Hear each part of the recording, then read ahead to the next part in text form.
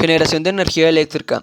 Se producen alternadores o generadores. En términos generales, consiste en transformar alguna clase de energía, ya sea esta química, mecánica, térmica o luminosa, entre otras, en energía eléctrica. Para la generación industrial se recurre a instalaciones denominadas centrales eléctricas, que ejecutan alguna de las transformaciones citadas. Estas constituyen el primer escalón del sistema de suministro eléctrico. La generación eléctrica se realiza, básicamente, mediante un generador eléctrico. Si bien estos no difieren entre sí en cuanto a su principio de funcionamiento, varían en función a la forma en que se accionan. Desde que se descubrió la corriente alterna y la forma de producirla en los alternadores, se ha llevado a cabo una inmensa actividad tecnológica para llevar la energía eléctrica a todos los lugares habitados del mundo, por lo que, junto a la construcción de grandes y variadas centrales eléctricas, se han construido sofisticadas redes de transporte y sistemas de distribución. Dependiendo de la fuente primaria de energía utilizada, las centrales generadoras se clasifican en químicas cuando se utilizan plantas de radioactividad, que generan energía eléctrica con el contacto de esta, hidroeléctricas, eólicas y solares fotovoltaicas. La mayor parte de la energía eléctrica generada a nivel mundial proviene de los dos primeros tipos de centrales reseñados. Todas estas centrales, excepto las fotovoltaicas, tienen en común el elemento generador, constituido por un alternador de corriente, movido mediante una turbina que será distinta dependiendo del tipo de energía primaria utilizada. Una central termoeléctrica es un lugar empleado para la generación de energía eléctrica a partir de calor.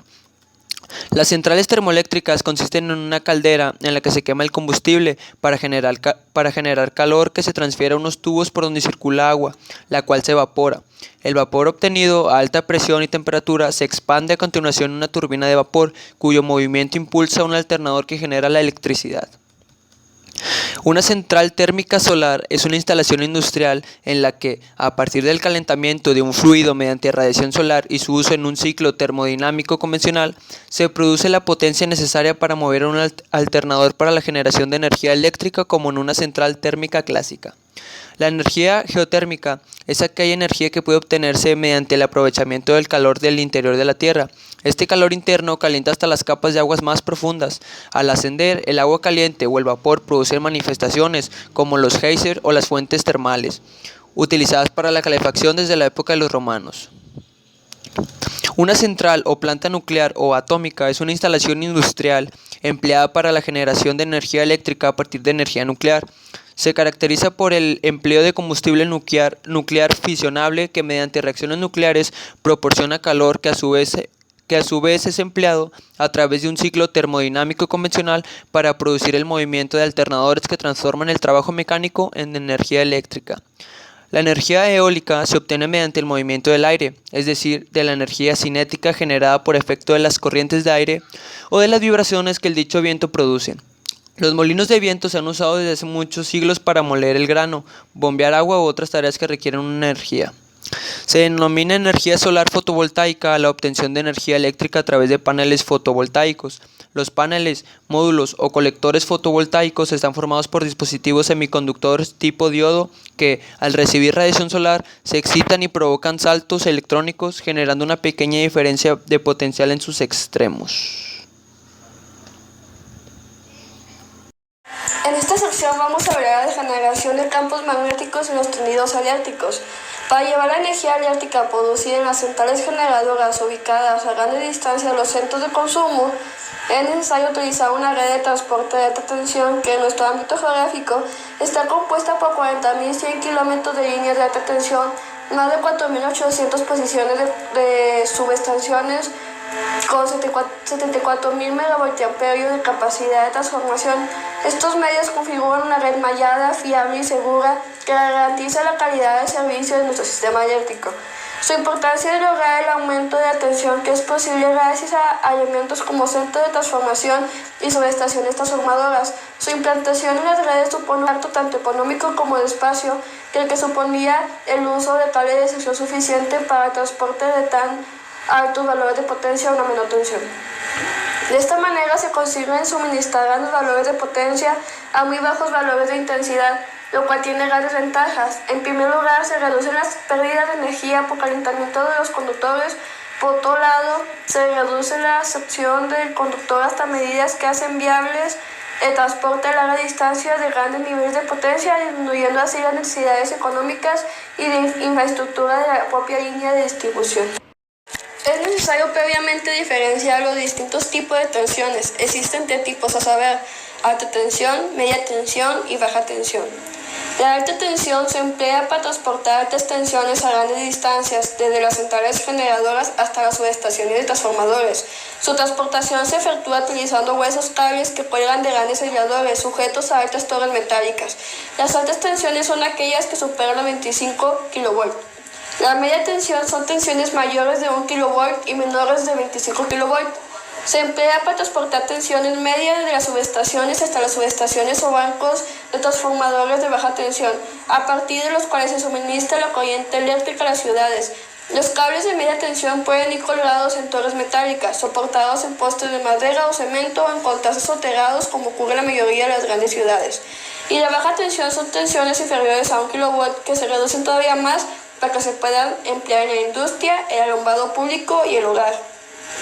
Las tensiones más utilizadas en la industria son 220, 380 y 440 volts de corriente alterna, y en los hogares entre 110 y 120 volts para la mayoría de los países de América y 220 volts para Europa.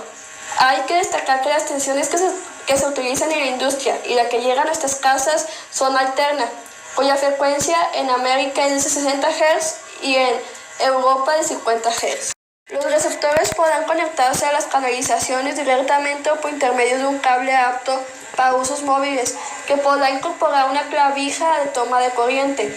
Cuando esta conexión se efectúe directamente a una canalización fija, los receptores se situarán de manera que se pueda verificar su funcionamiento, proceder a su mantenimiento y controlar esta conexión.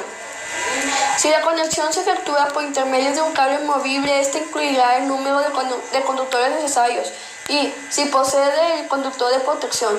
En cualquier caso, los cables en la entrada del aparato estarán protegidos contra los riesgos de tracción, torsión, cizallamiento, abrasión, plegados excesivos, etc. Dispositivos apropiados, dispositivo antitracción, constituidos por materiales aislantes.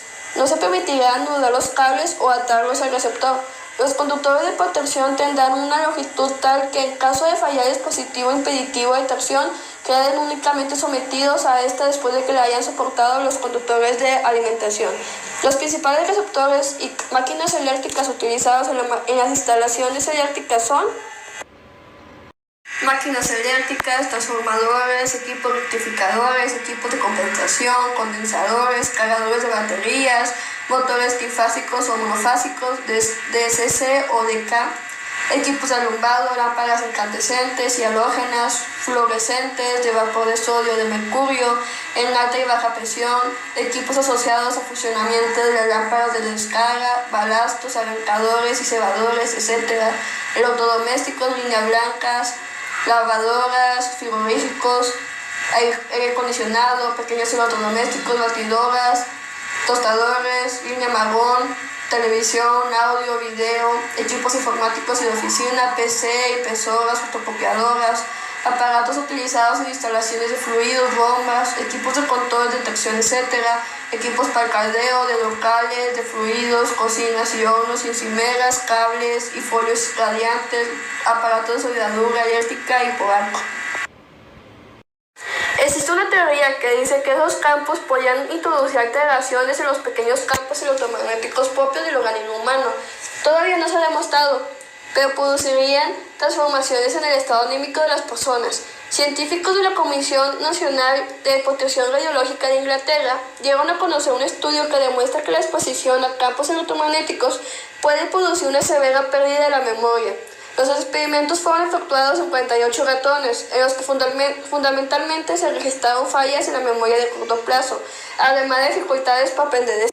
Prescripciones térmicas. Entre las medidas electrotécnicas de obligado cumplimiento, el decreto 34 de 2005 diferencia artículo 6, prescripciones genéricas, incluye a la prohibición del uso de aisladores rígidos y de puentes flojos dominantes en todos los apoyos. B. La restricción de seccionadores y autoválvulas instalados en posición dominante en tendido de distribución. C. El aislamiento obligatorio de los puentes en los apoyos especiales de tendidos de segunda y tercera categoría, etc. Medidas para evitar electrocuciones. Fija las distancias mínimas accesibles de seguridad. A. de 1.5 metros entre fases, B y C de 0.7 metros entre zona de posada y conductor los apoyos de alineación y de amarre, D de 0.88 metros entre la fase central y la base de los armados en bóveda, E de 1.5 metros entre conductor superior y la poseta inferior en los apoyos como montaje en triángulo o al tesbolillo, etc. Además, prohíbe la colocación de farolillos en tendidos de nueva instalación. Medidas para reducir el riesgo de colisión. Recomienda A. La construcción de líneas soterradas y de cable tensado frente a las áreas de cable desnudo. B. Evitar atravesar los espacios naturales y las áreas críticas para las especies amenazadas. C. Exige señalizar a los conductores aéreos de tierra los vanos que atraviesen zonas de riesgos. D. Obliga a eliminar las instalaciones que queden. Circuitos eléctricos domésticos. Es tan común la aplicación de circuito eléctrico en nuestros días que tal vez no le damos la importancia que tiene. El automóvil, la televisión, la radio, el teléfono, la aspiradora, las computadoras y videocaseteras, entre muchos y otros son aparatos que requieren para el funcionamiento de circuitos eléctricos simples, combinados y complejos. ¿Pero qué es un circuito eléctrico? Se denomina así el camino que recorre una corriente eléctrica. Este recorrido se inicia en una de las terminales de una pila, pasa a través de un conducto eléctrico, cable de cobre, llega a una resistencia, foco, que consume parte de la energía eléctrica, continúa después por el conducto, llega a un interruptor y regresa a la otra terminal de la pila. Los elementos básicos de un circuito eléctrico son un generador de corriente eléctrica, en este caso una pila, los conductores, cables o alambre, que llevan a corriente a una resistencia foco y posteriormente al interruptor, que es un dispositivo de control. Todo circuito eléctrico requiere para su funcionamiento de una fuente de energía, en este caso de una corriente eléctrica. ¿Qué es la corriente eléctrica? Recibe este nombre el movimiento de cargas eléctricas, electrones, a través de un conducto, es decir, que la corriente eléctrica es un flujo de electrones, que es un interruptor o apagador, no es más que un dispositivo de control que permite o impide el paso de la corriente eléctrica a través de un circuito, si este está cerrado y que cuando no lo hace está abierto. Existen otros dispositivos llamados fusibles que pueden ser de diferentes tipos y capacidades. ¿Qué es un fusible? Es un dispositivo de protección tanto para ti y como para el circuito eléctrico.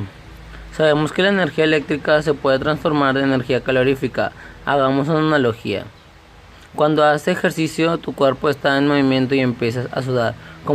Como consecuencia de esta sobrecalentando. Algo similar sucede con los conductores cuando circula por ella una corriente eléctrica, movimiento de electrones, y en el circuito se sobrecalienta. Esto puede ser producto de un cortocircuito, que es un registrado por el fusible y ocasionado que se queme o funda el listón que está dentro de él, abriendo el circuito, es decir, impidiendo el paso de corriente para protegerte a ti y a la instalación.